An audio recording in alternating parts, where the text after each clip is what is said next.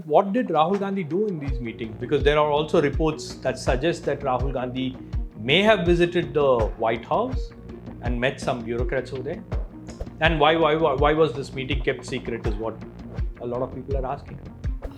Do you know if the Prime Minister has received an invitation from any university to address, and if he has accepted that invitation, and if he is going to address the students and interact with them? We were pleasantly surprised at the feedback and the reception and the reaction that we got. Do you think that the Congress is little late in reaching out to the Indian diaspora? Are very categorically clear that they do not recognize or accept the India of today. You say that we don't have a plan to fight the BJP when I think we just trumped the BJP in the southern state of Karnataka.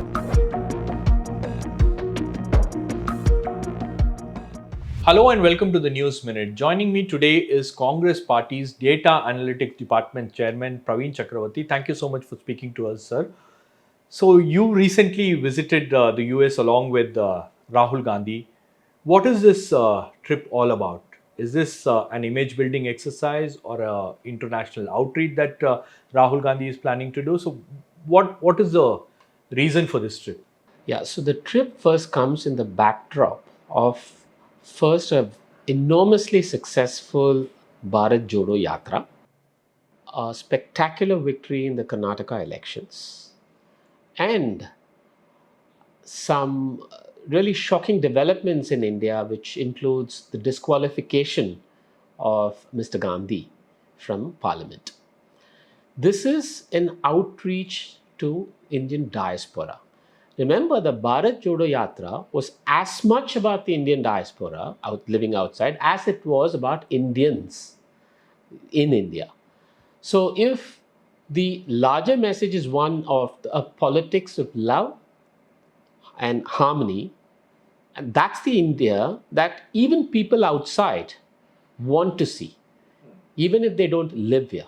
So it was very important for the party and for us and for Mr. Gandhi to reach out to the diaspora that are in large numbers in Europe, in America, and in the Middle East. And to be honest, this was in the works even when the Yatra was on. And we'd always said that an extension of the Yatra would be an outreach to the diaspora to spread the similar message. So what purpose does it serve? Because you say it's very important for the party, for the Congress party, as well as for Rahul Gandhi. So what purpose does it actually serve? No, I first want to say it is not just about the Congress party or about Rahul Gandhi or politics. The Indian diaspora is an important constituent and section for the nation. They are our ambassadors outside. So we must treat them and view them as an extension of Indian citizens living here and Indian voters. So this is not just about the Congress party or Rahul Gandhi, right? The purpose, as you put it, like I said, is when we are fighting for a certain idea of India, the idea of India that our founding fathers had envisaged, that idea of India, that message had to percolate even to the diaspora. And hence it was important for the party, which had just undertaken, and for Mr. Gandhi, who had undertaken a 4,000-kilometer walk, to actually go and tell the diaspora, I'm here for you as well. We're all in this together. We want the same India that our founding fathers had imagined. Did you also see some kind of change from the diaspora before the Yatra and after the Yatra? Like, is there a visible change in the way what people expect from an opposition party leader there? So I don't know about the change, but I will tell you that even we were pleasantly surprised at the feedback and the reception and the reaction that we got. Nearly every place we went to and every event and every meeting we had, people asked us about the Yatra. Everybody was aware, everybody had a very, very positive feeling about the Yatra, and they were very appreciative of the Yatra, regardless of their politics.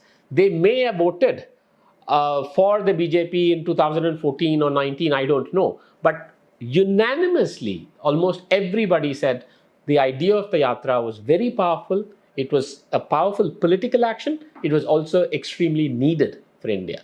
So, to that extent, we were quite pleasantly surprised at how positive the response was.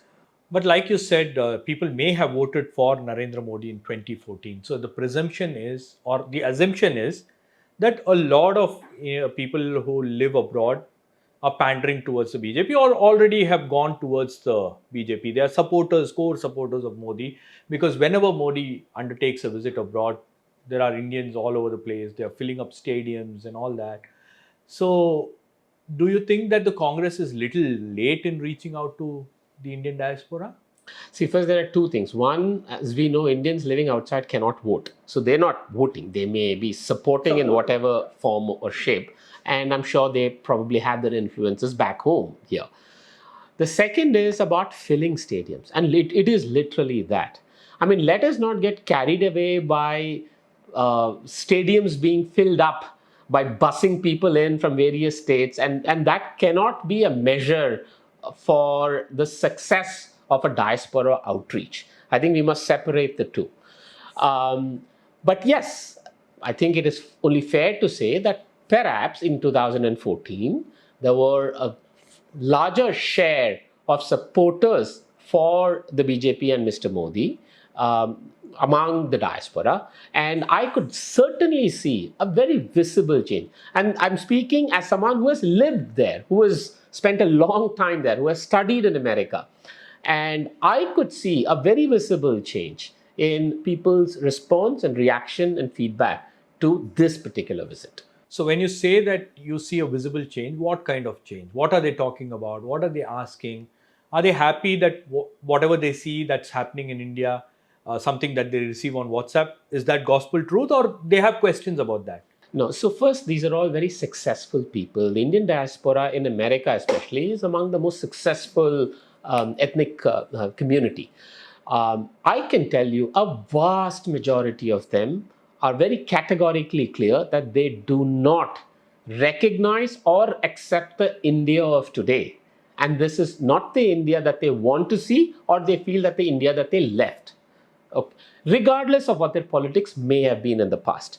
I think it is absolutely clear that they are very disturbed by this deliberate provocation of communal disharmony and social factors overtaking and superseding what they think should be other important priorities for the country, such as economic priorities.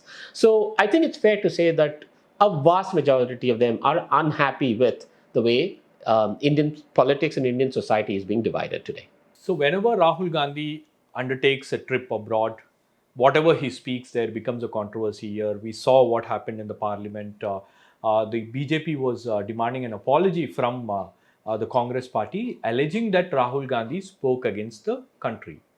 So, even in this trip, I watched all his videos, all his press conferences. Again, the controversy remains. So, what exactly is the Congress party's reaction to all of it? See, first, I don't think it's a secret that the media in India can be programmed to say whatever the ruling establishment wants them to say. So a controversy can be manufactured out of anything, and I don't think this is a surprise to anybody. I don't want to use derogatory terms for the media here that most people use, but I don't think this is a secret and most people know. The second is what is this notion about shaming the nation?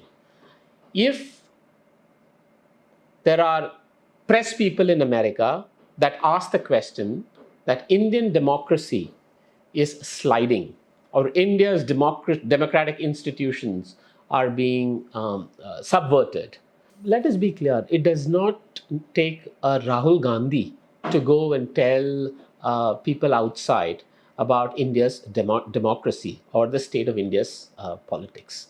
Nearly every credible media publication, be it the New York Times or Washington Post or CNN, Wall Street Journal or Financial Times or Guardian, have all written about the state of India's democracy. So I think I think people in government here are perhaps living in a fool's paradise if they think that the rest of the world does not know what's happening in India. The third is from what I observed and what we observed. Nearly every place we went to, there was one request that people had, which is if it was the students at Stanford University or journalists at the National Press Club, they all asked us, "Will the Prime Minister is scheduled to visit America in 2 weeks? Will he also come and interact with us?" Because that is what we would expect and we would need. So in my opinion, the Prime Minister of India going abroad and not interacting with Indian American students or meeting the press is actually what is shaming the nation. So the Prime Minister meets people there. The Prime Minister holds big meetings, big events where a lot of Indians participate, and wherever you go, we see visuals of Prime Minister interacting with the diaspora, with the Indians there. So how do you say that he doesn't speak or he doesn't interact?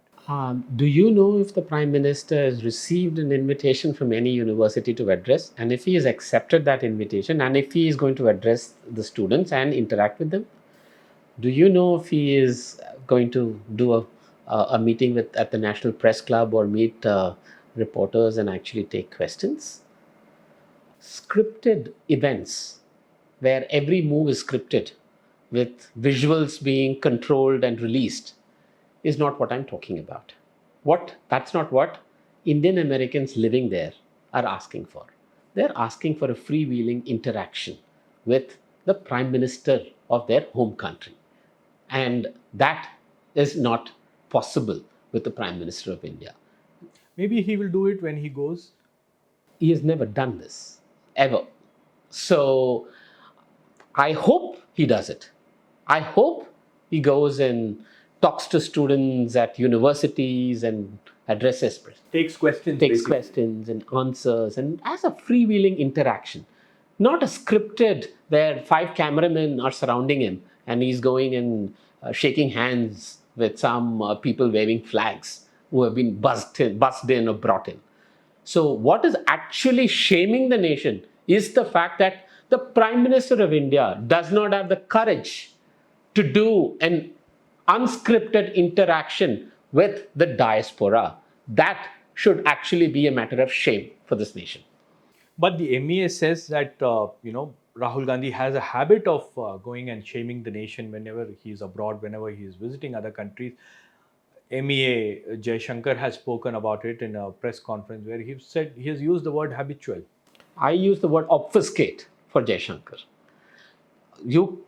Like I said, please answer the question, will the Prime Minister go and do an unscripted interaction? And I am saying from my experience, that is what the diaspora wants, and they feel that is what weakens and shames the nation. Now, we can say that if questions are asked about India's democracy, like I said, Rahul Gandhi does not need to tell the diaspora or even foreigners about what's happening in India and with India's democracy. It does not need a Rahul Gandhi. The people already know this. Let us not live in some fantasy world and pretend that people outside do not know what's happening. But what did Rahul Gandhi do in these meetings? Because there are also reports that suggest that Rahul Gandhi may have visited the White House and met some bureaucrats over there. And why was this meeting kept secret is what a lot of people are asking. I can tell you on the record that Mr. Rahul Gandhi did not visit the White House or have any meetings in the White House. Then what was this thing all about? Like the Economic Times has reported about it. I don't know who reported it and I have no idea what their source is, but this is the fact, and I am saying this as someone who was there from Delhi till the very end of the last public meeting in New York. So Rahul Gandhi did not have any secret meetings in US. Mr. Rahul Gandhi did not visit the White House or have any meetings in the White House. And this is the first time there is a reply from the Congress party. Since morning, it's been doing the rounds. But apart from that, did he meet some other, people in the United States? I mean, I can tell you. I think altogether there were about 17 events and meetings. This included people from civil society, academics, scholars in think tanks, media organizations, students, diaspora, members, senators, members of the government, and also there were a group of people from the world of performing arts and culture, which included movie makers and comedians and singers and writers and and artists. So it was a wide cross section of people from nearly every section of society that Mr. Gandhi met.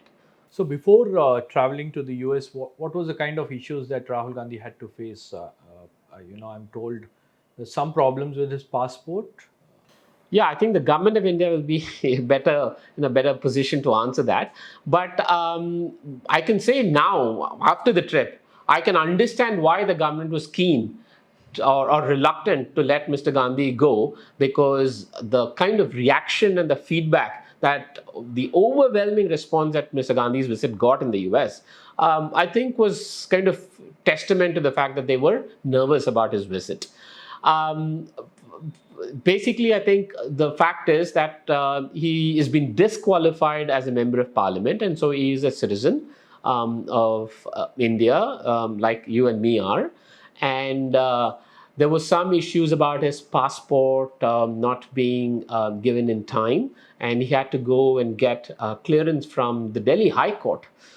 So we did not know up until the last minute of what the status actually was. So you're trying to tell me that the government of India was trying to block Rahul Gandhi's visit to the US? I mean, I don't know how else to construe this. These are not coincidences, because his disqualification happened, 2-3 months ago, and this trip was planned. It was well known. It was Stanford University had invited Mr. Gandhi to come and speak, deliver a lecture, and they had advertised it and put it up on their website. So it was well known. So I don't know why the government delayed in giving a letter to Mr. Gandhi. What letter? He had to get a letter from the government, because since he was disqualified, he had to return his diplomatic passport. And he had to get a letter from the government saying that they have received it, it's an acknowledgement of, using which he would have got a normal passport. I think that letter was delayed for a long time. How long? I don't know the exact, his office would have the exact time. I think it was for a couple of months at least. Okay. And also, one last question. So, ahead of 2024 elections, how is this trip, or all that effort that is being put by the Indian Overseas Congress or Rahul Gandhi and yourself, going to materialize when you don't actually have a plan to fight the BJP, or when you don't have the alliance to take on the BJP? Now, it's interesting that you say that we don't have a plan to fight the BJP, when I think we just trumped the BJP in the southern state of Karnataka that the News Minute follows very closely. So I reject that argument that you put forward, which is that the Congress party does not have a plan to take on the BJP. But I also want to say that, like I said in the beginning, let us not mix 2024 elections with this trip. This trip was an outreach to the diaspora about India, the state of India's politics, and the need for India to maintain its founding ideals. And I think that message clearly resonated with nearly every single Indian diaspora in America. How that plays out in an election in 2024, will it play out? How should it play out? I think those are completely different aspects, and the purpose of this trip was not connected to 2024 elections at all. Right, sir. Thank you so much for talking to us. Thank you. Pleasure. Thank you.